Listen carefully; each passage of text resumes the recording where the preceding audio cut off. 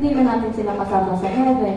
So, kailangan po natin i-share si Jesus para sila, hindi lang kayo yung maligtas, kundi sila rin. Kasi imagine, di ba, nasa heaven ka na, banjing-banjing ka na doon, happy-happy ka na. Pero paano naman yung ibang mga friends, yung magulang mo, yung mga kapatid mo, na hindi pa nakakakilala kay God?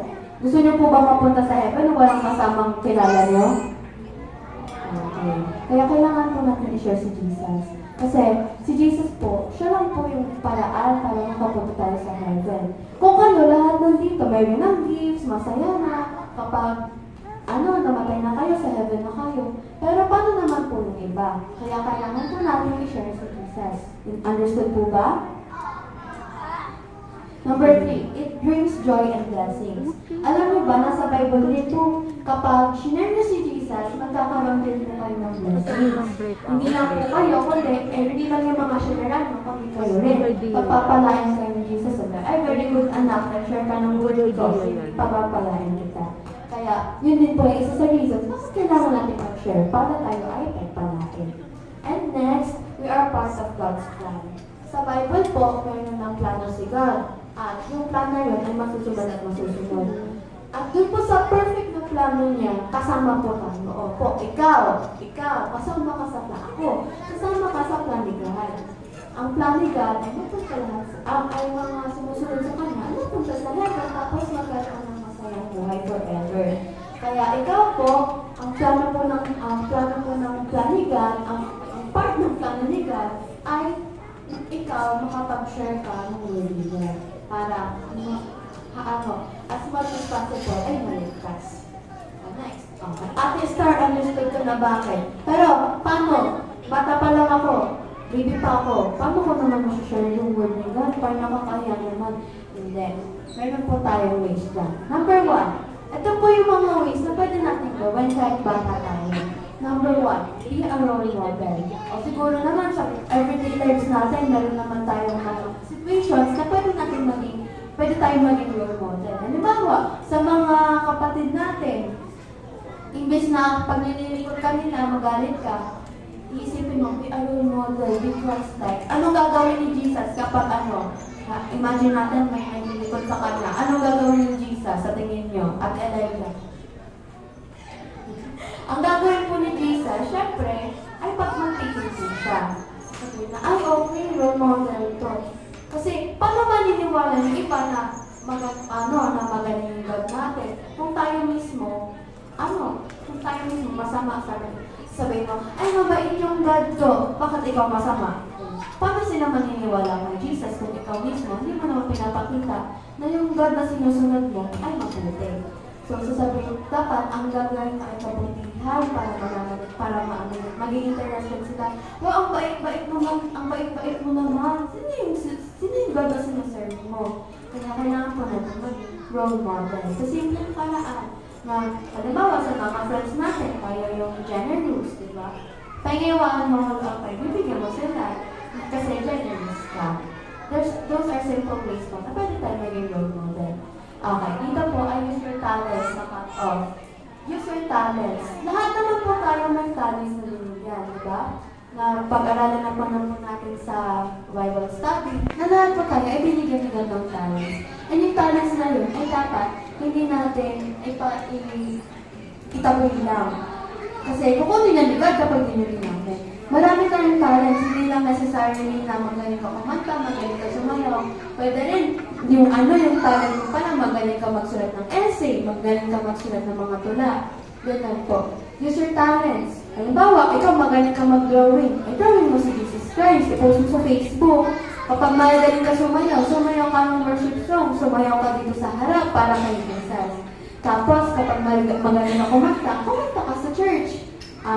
Kumanta ka ng mga praise and worship. So, use your talents po. Huwag lang natin sila ipasa walang bahala. Kasi si Jesus, binigyan na tayo ng talents for a purpose. At yung talents po natin ay para mag-bless po yung iba. Okay? Next, pray for others. Sabihin mo, halaga dito, best friend, pagpe-pray kita. Kasi nakita mo sila kung sila malungkot sila. I-encourage mo po. Alam natin, okay lang yan. Sa next time na lang, gano'n mo na lang lalo. And ipagpe-pray mo sila. Kasi, di ba, ang sarap sa feeling kapag tara dito, pag-pray kita. Kasi, wow, naalala niyo ako. Naalala niyo ako, nagpag-pray niya ako. Ganun din po yung gawin natin sa iba. Ipag-pray po natin sila. Okay? Next, invite others to church. Kapag may Sunday service po, katulad neto, yung mga iba pang activities, mag-invite din po tayo ng friends natin para hindi lang kayo nakakapakinig ng word ni God, kundi yung iba rin. Okay? Tapos, ito po, meron po akong ginawang checklist na gagawin natin para sa week na ito. Okay, kahit hindi sa week na ito, bago po matapos yung year na ito, meron po tayong checklist, okay? Tandaan niyo po ito. Number 1, pray for a friend or family member who doesn't know about Jesus yet. Sabi mo dito, tara dito, pagpipray kita. Alam mo ba, si Jesus, sinayim tayo? Next, tell a Bible story you love to a friend or sibling. Sasabihin mo, isi-share mo sa kanila. Halimbawa, yung favorite Bible story mo, David and Goliath. At isi-share mo sa kanila yung kay David and Goliath. Ito, ay ibig sabihin ng checklist, dapat mong gawin. Next, show kindness or forgiveness when someone upsets you. Magtimpi ka. Kapag iniinis ka, magtimpi ka. Sabi, kailangan kumacheck ko sa checklist ko.